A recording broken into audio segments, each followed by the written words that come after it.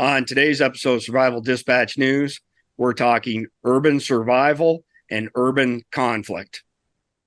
Today's episode of Survival Dispatch News is brought to you by Off Grid Trek. Stay tuned to the end of the video for more information. And we're back. We're joined today by Mike Sterling and Jeff Niklaus. For those people who haven't met you yet, Mike, go ahead and introduce yourself, please. Thanks for having me back again, Chris. I'm Mike Sterling, Master EOD Technician, 23 years in the Army, and then working as a contractor since.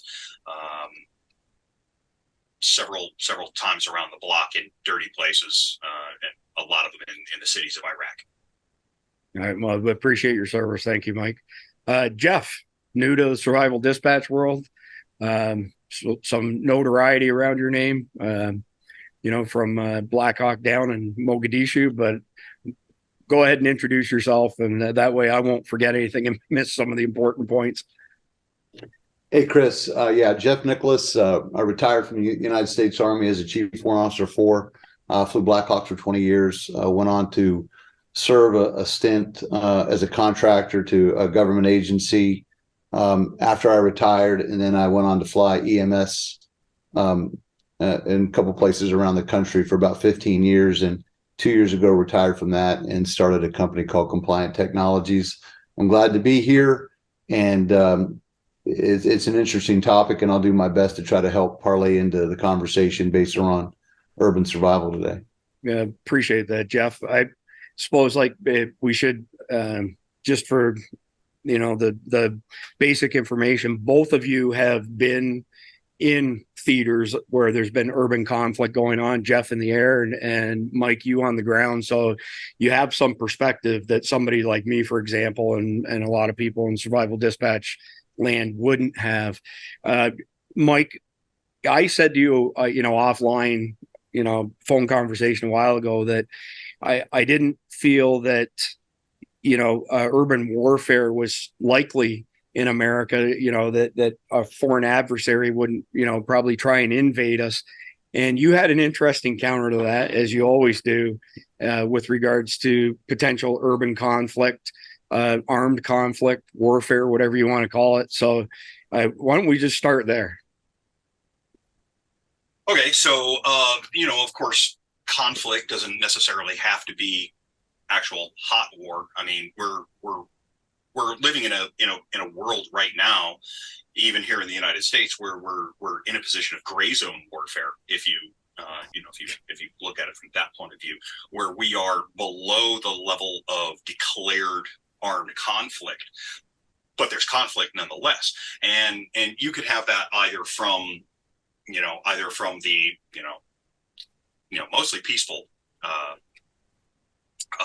demonstrations downtown, i.e. 2020, which was just a joy for everybody to be involved with. Or we've got a huge, if you look at a lot of the cartel activity that happen in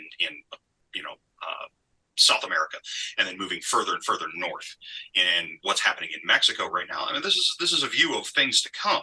You don't have to have an army invading your country. You can have insurgent groups or the like, and they can move in. I'll tell you what, having seen it in Iraq, they can move in, take over an entire region of a city overnight, and now somebody's got to go in there and root those knuckleheads out.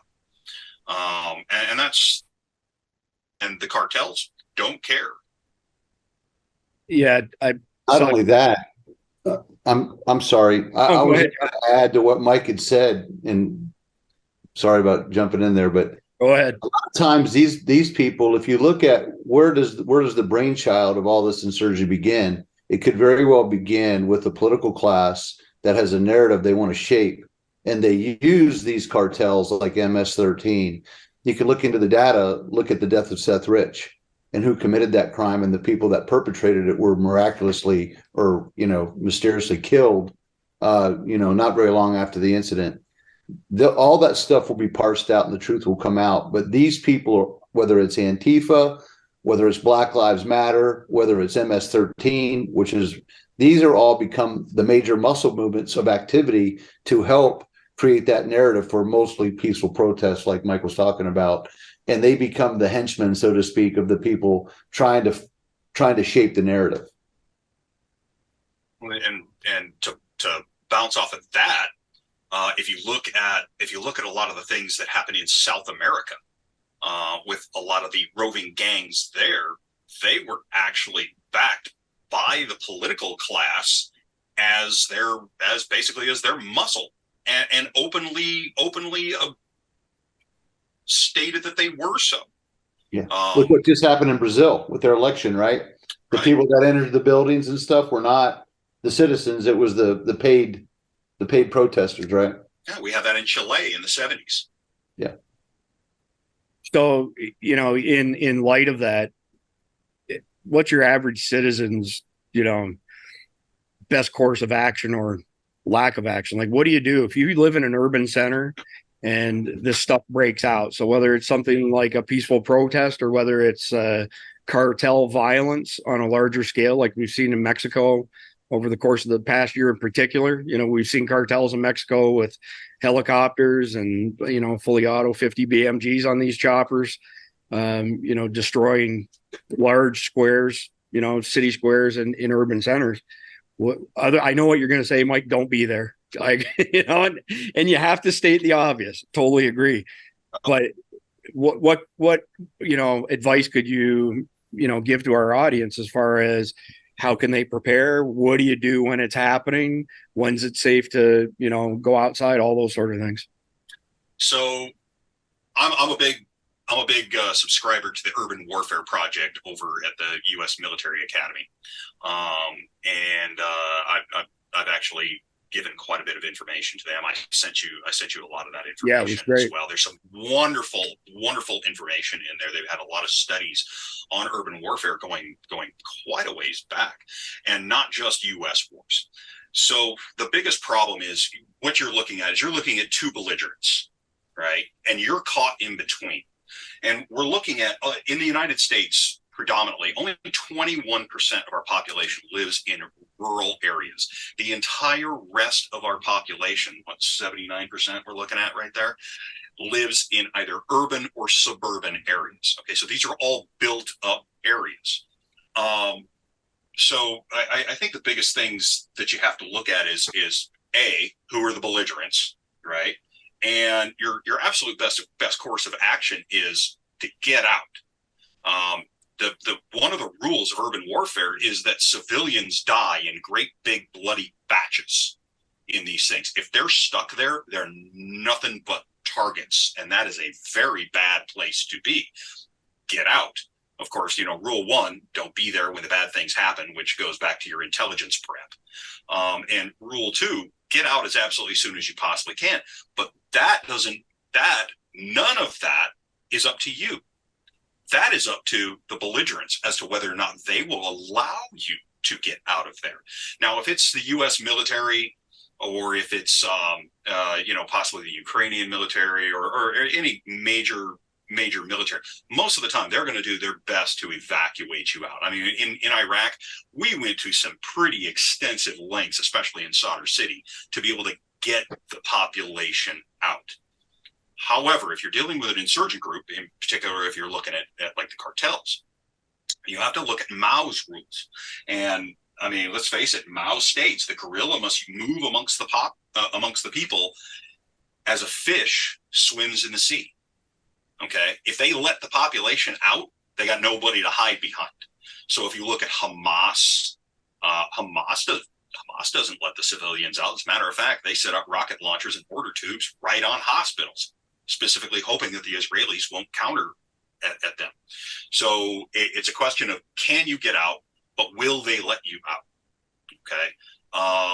And both parties have to let you out. If you've got the attackers completely surrounding you and they won't let you out, then the defenders, but the defenders want to try and protect you.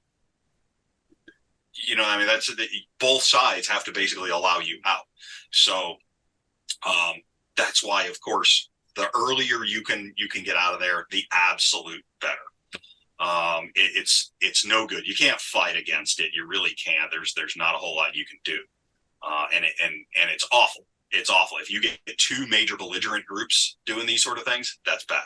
Now, if you're looking at like we talked about, like, if the cartels come in, or if you got the BLM or anybody like that, you may wind up basically being a hostage in your own home. And if you're outnumbered 50 to 100 to 1 and they're way outgunning you, I'm going to pull out my AR-15 and take care of them. Yeah, that's not going to happen. Yeah, you might want to think twice about that, kids. You might want to be smarter about this. Evacuating is your absolute best thing if you're caught between two major factions like that. I don't really know necessarily in the United States, and I've been there. In Somalia, they used human shields like nobody's business, and there was well over 1,000 people killed October 3rd, and many of them were probably innocent civilians caught in the mix. And they purposely put them there to try to get people to hesitate so that they can have a tactical advantage. I think, in my opinion, what we're going to see across the country is we're going to see more of these peaceful type of protests organized in your major urban areas where it could have the most impact, the most visibility, and there will be people caught in the mix. And I think our situation as Americans is this. It would never happen in this country. We're Joe's six-pack / couch potatoes. It's never going to happen to us, and we're great procrastinators. And then we have a McDonald's mindset. We want it now. However, when everything converges, you realize you're pretty much up the creek without the paddle. And so in the Army, we had a couple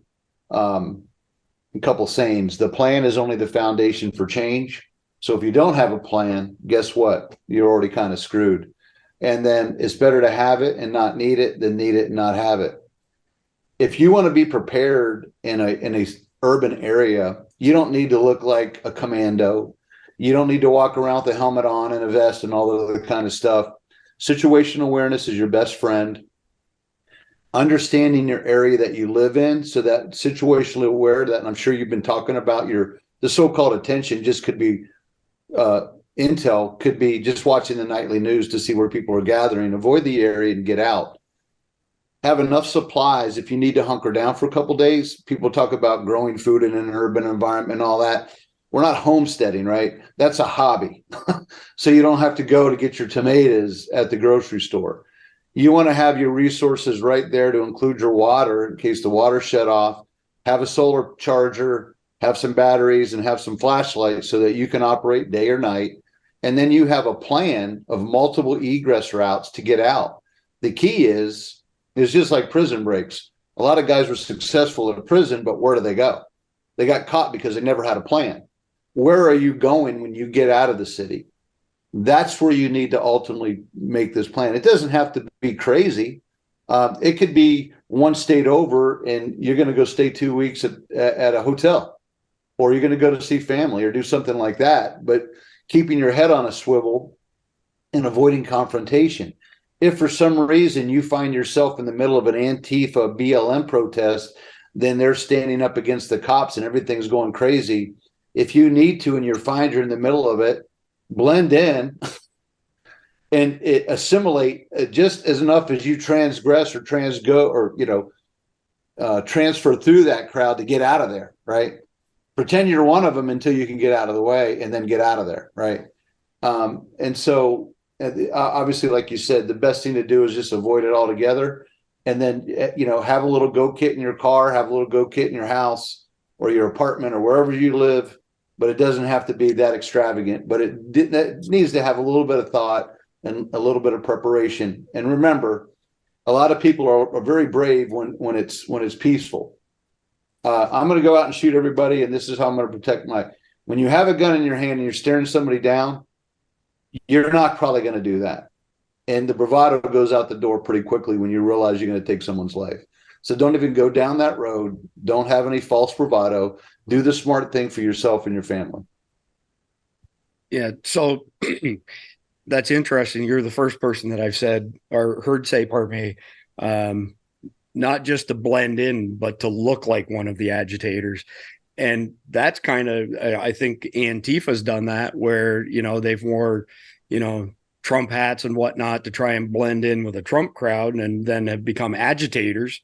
Not the same goal, but a similar principle to. Well, you're just trying to look like them and act like Yeah. you're supposed to be there, so you don't stand out until you can get out of their way, right? Yeah, just like we talked about before, Chris. Camouflage doesn't necessarily mean leaves hanging off your face. I mean, yeah, you want to blend in with your environment, and in this case, showing up at one of these things wearing 511s, a grunt style T-shirt, and an AR across your chest, that's not blending in.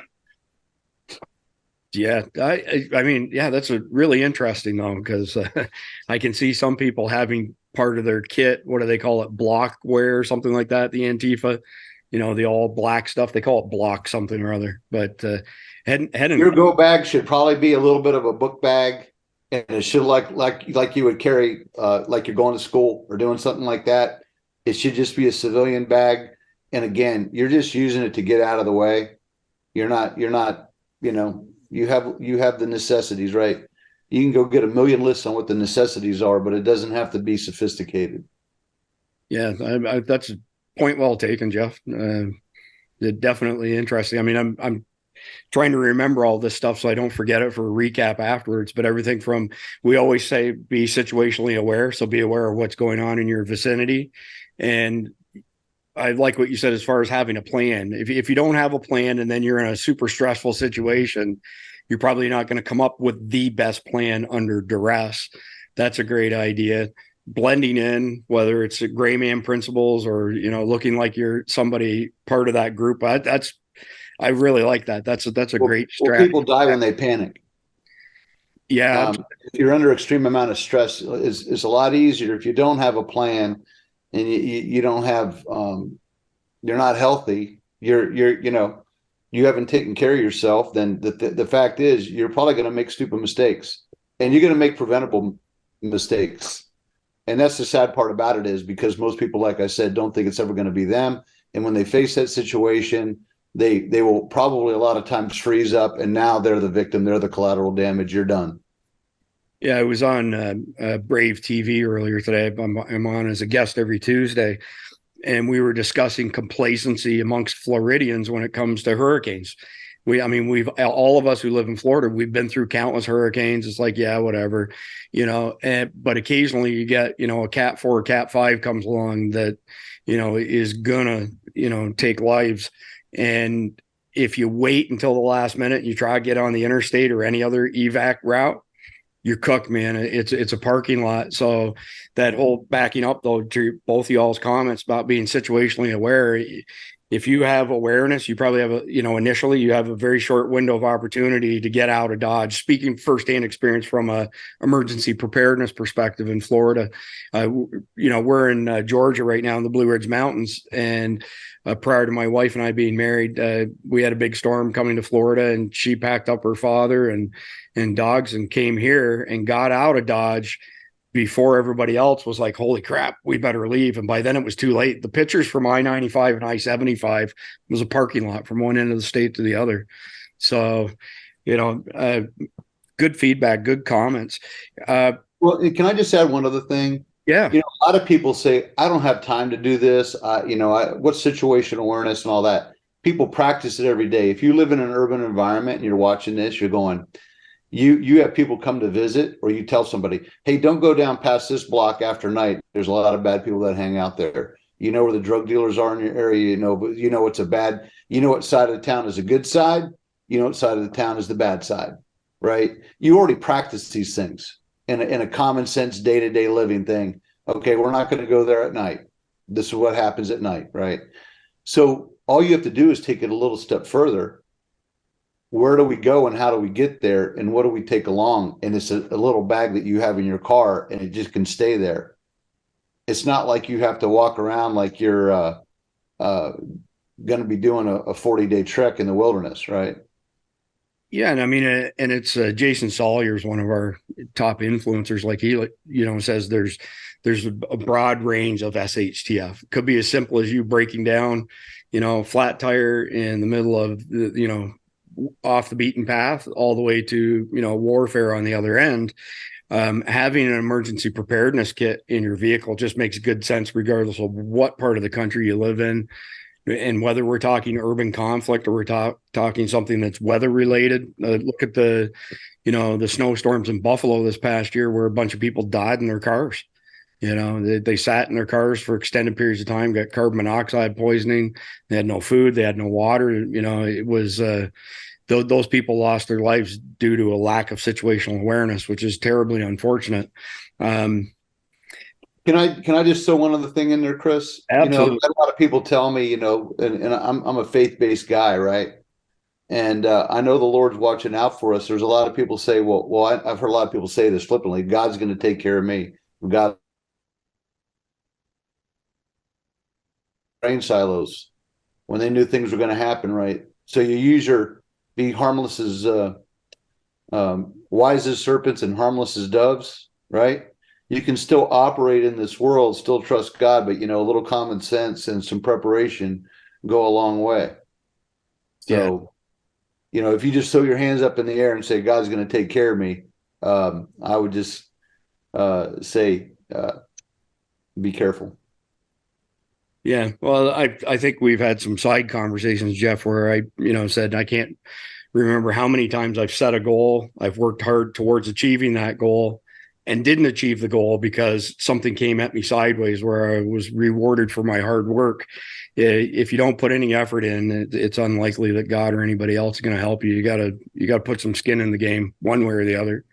You get out what you put in, right? So, Mike, going back to we're in a field of conflict. So we've got some cartel activity, whatever the case may be. It might be Antifa, BLM, or whatever. And you've got your plan, and you evac your house, and you're accosted somewhere en route to whatever your destination may be. Words of wisdom, for your average person. What do you could be a carjacking, could be a mugging, whatever the case may be. But what are some thoughts? And I know there's not a panacea here, but it's good to be aware of what some of your choices are. So, of course, your courses of action in this case are going to depend on what it is that's going on around you. If you're in a situation, you've just got one idiot who's trying to carjack you, right? And there's, you've got fairly clean streets, and you're in your process.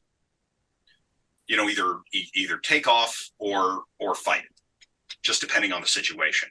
Now, if you drive into a checkpoint, right? Say that one of the, say the cartels have got a checkpoint up and they're looking through everything and they're turning people back and everything like that.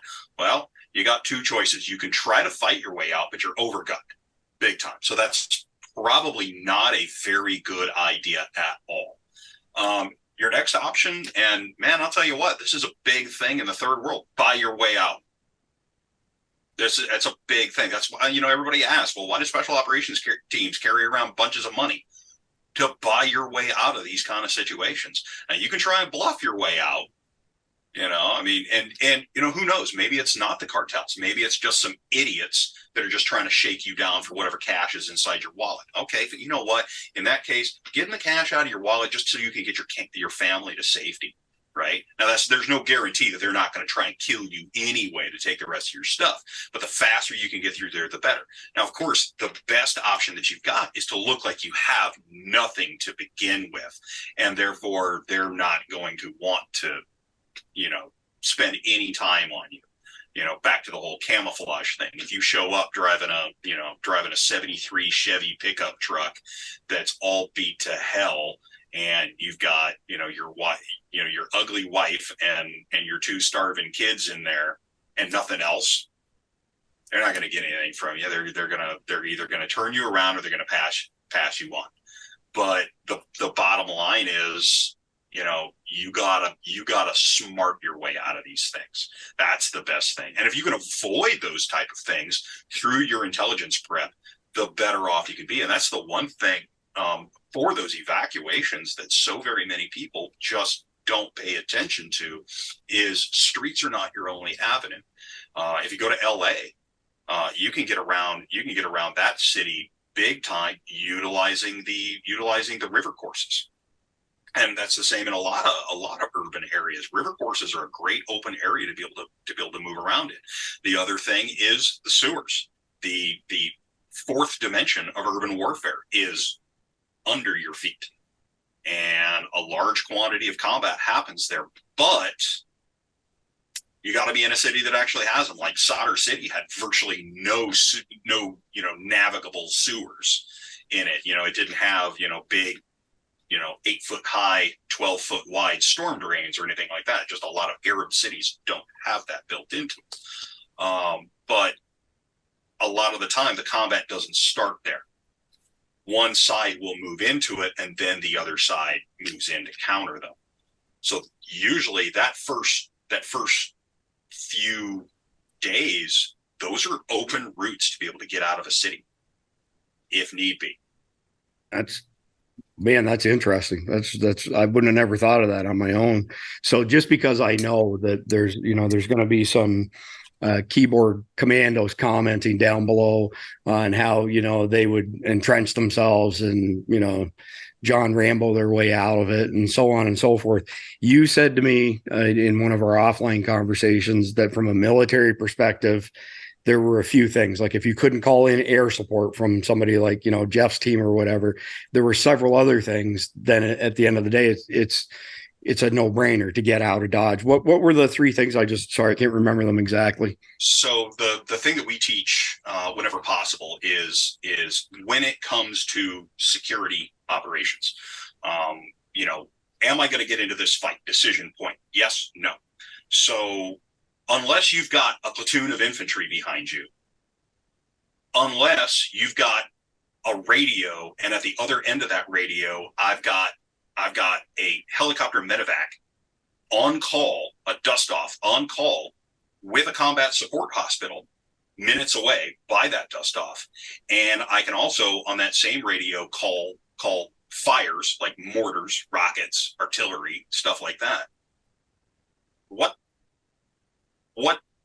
reason do you have to be getting into a fight?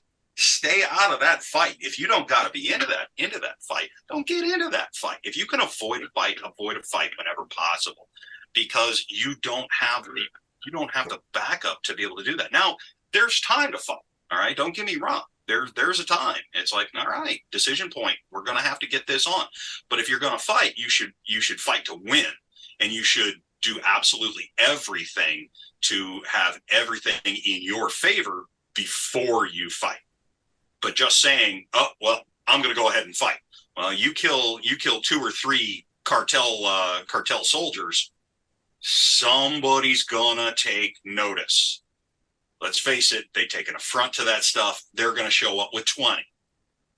And last I checked, most of us don't have claymores and grenade launchers lying about. Right. So essentially, for the internet commandos who, would John Rambo their way out of it, you could probably refer to that psyche, that mentality, as the balls bigger than the brain syndrome. Just my opinion. Concur. I think, really from like tools in your toolbox, right? That a guy could use, what's going to be the more likely scenario? I don't think most people would have that type of moxie to want to do that. And I think they would be using their head to some degree, because I know that I wouldn't just pull up an AR and start waylaying guys, especially if I don't know the terrain and I'm sitting in a vehicle, or whatever. I think the key is, besides situational awareness, and we used to teach this, when you're flying a Black Hawk, for example, your heart, your mind and your eyes need to be out about 2 or 3 minutes ahead of your bird. You fly the aircraft, don't let the aircraft fly you. And so I think the same is understanding your routes, understanding the major avenues of departure in and out of the city, and understanding some of the ways to get out of there as things start heating up. Don't wait until it's almost impossible. And then look out much further than you would. You can probably see a roadblock blocks away, because you'll see a bunch of activity. Avoid the activity, take another route. But your situational awareness needs to be way ahead of that vehicle, not like we normally drive when we're looking around us and just looking at the cars around us. Your attention needs to be well beyond your vehicle at that point, so you can start spying things out in advance more so. And that's just being a heightened awareness so that you can get out of there, right? All of this stuff is designed. I'm not going to have a sniper rifle in my car, right? I'm not here to pick somebody off. I need a maybe a handgun, a small go bag, gas in my car, and a way to communicate, and I'm out of here, right? That's the goal. The goal is to get out. The goal is not to stay and hunker and fight. It's not to homestead. It's not to do any of that. What do I need to do to have enough awareness and enough insight to get me and my family out of this before it gets crazy? That's what it is. This is not a stay and fight world. If you think that you're going to be in an urban environment and you've got yourself with 20,000 weapons on your walls and cases of ammo and you're waiting for the apocalypse, your head is in the wrong spot. That's not what's going to happen, because what's going to happen is you're going to be dead and someone's going to own all your cases of ammo and all your guns. Yeah, as you were saying that, I was just thinking of situations, like most municipalities forbid you from fortifying residential structures. And so unless you have, say in Florida, hurricane shutters are not uncommon. But besides that, it wouldn't take much for somebody to throw a Molotov cocktail into your home.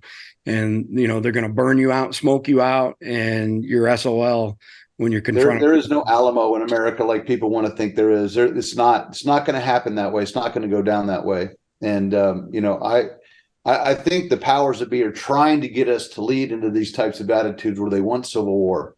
They want civil discord, right? The planning and preparation here, I hope people take away, is not how am I going to fight the bad guys, right? At some point, I believe that there are good guys in the wings that will come in. I don't believe 100% of our military, 100% of our law enforcement, 100% of our first responders are buying. I believe it's a very, very small percentage of the people who are causing this internal chaos within our country. I think by and large, most people want to live in peace. They respect our law enforcement or military. They don't want to be a hindrance, right? And the last thing you want to do too is when there are these police actions going on, you have to assume that the cops are there doing the right thing. You're not going to go up and inspect them and interrogate them. Are they on the good side or the bad side? You want to avoid those confrontations, and you want to get out of the area, respect them to let them do their job, assuming that they're there to do the right thing. We're not the judge, jury, and executioner here. Our job is to protect ourselves, our family. Let them have the house. Let them have the apartment. Let them have all my junk. We need to get out. We need to get going. Yeah, I think just one thing that popped into my head is both you were discussing, taking different routes. Could be a roadblock, could be a riot, whatever the case may be. Read something a while ago. I can't speak to the veracity of it, but it said, this huge number of people under a certain age, I don't remember what it was, 30, 35 years old, can't read a map. They're so used to these things. And using GPSs to guide them and whatnot. So speaking, in terms of skills and whatnot, just being able to read a paper map, being able to have a paper map, a compass, all those sorts of things, not be so overly reliant on this stuff, because it doesn't take much for this stuff to be taken out of the equation. Oh, you're absolutely right. And all my vehicles have maps in them. It's not that, and it's stuffed away and I'd forget it was there, but if I need it, I know where it's at. Yeah. We have Rand McNally's in all of ours as well. Yeah. That's all you need. You remember the old AAA trip ticks? Remember you used to, and you'd be talking about that the other day. I remember when digital watches came out. I remember when calculators came out. I remember when answering machines came out. When we were growing up in Pennsylvania, we had 5 families on one phone line. You had a certain ring for your house. And then you always had to tell your neighbors to get off the phone when you were talking to somebody, right? How do we survive? I would drive cross country. I mean, I would from Pennsylvania to Texas with a map. I didn't have GPS. We didn't have cell phones. We didn't have anything. I threw a CB in my car just because it was entertaining to listen to. And so people have to realize their life. You're right. Life exists beyond this thing here. I call this a weapon of mass distraction. And you got to learn how to deal without this, because this is not life. It's not the end all be all. for all your information in the world. I look at these as a double-edged sword when it comes to situational awareness. So we know that gas stations is, high probability if you're going to be accosted, that's one of the, locations that it'll happen. And you see people with their faces buried in this, they're not aware of anything going on around them whatsoever. But on the flip side, these things can be powerful tools to gain situational awareness. So it's a really double-edged sword. And further to your comment on party lines, I'm not that much younger than you are, Jeff. We had party line when I grew up as well, and there was a family up the road, and then the grandmother lived with the parents and the kids, and Mrs. Parsons was her name. And you could hear her on the other end of the phone. I distinctly remember my parents say, "Mrs. Parsons, please get off the phone," and you'd always hear that clicking in the background of people checking in on each other's calls. There was no hiding anything back in the day in the country when you had a party line. Well, you know how family member knock on like, "Hey, I'm still in the bathroom," right? You hear the clicking. "Hey, I'm still on the phone," and you're talking to one of five families. Yeah, exactly. Just waiting for you to get off so they could have a phone call. It was very interesting. Yeah, simpler times for sure. And my wife and I discuss it frequently. We'd go back in time in a New York minute if we could. Life was simpler and better back then.